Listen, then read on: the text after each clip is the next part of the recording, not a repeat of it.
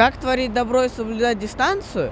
Это знают волонтеры. Они нужны во все времена, ведь они творят добро безвозмездно.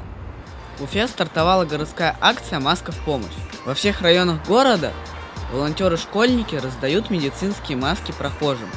Все для того, чтобы снизить процент заболевших. Гора новостей решила понаблюдать за работой волонтеров на остановке фирмы «Мир». Здесь большой поток людей, несмотря на то, что сюжет мы снимали в самый разгар дня. Заметили, что не все уфимцы соблюдают санитарные требования? Почему ты решил стать волонтером? Потому что это достаточно полезная для общества вещь, и я рад, что я волонтер. У меня вот в данной сумке около 100 масок, каждый раз мы пополняем их. Вообще очень полезная вещь, потому что в наше время надо заботиться о своей безопасности в первую очередь. Как часто берут маски?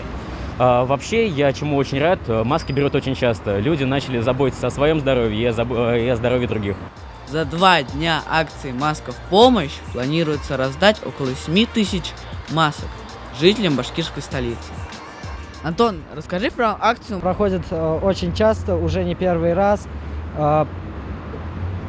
Сегодня мы раздаем свыше 7 тысяч масок на крупных остановках, например, фирма «Мир», спортивная, Конгресс-холл также раздают в различных парках, скверах.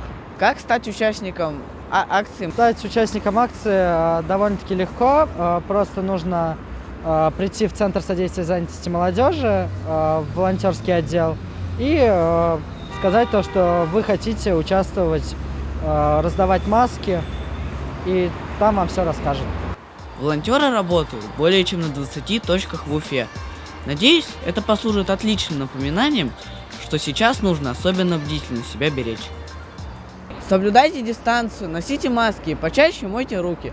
А еще помогайте, ведь добро даже в условиях пандемии никто не отменял. Дима Литвинов, Руслан Бигбаев, специально для Горы новостей.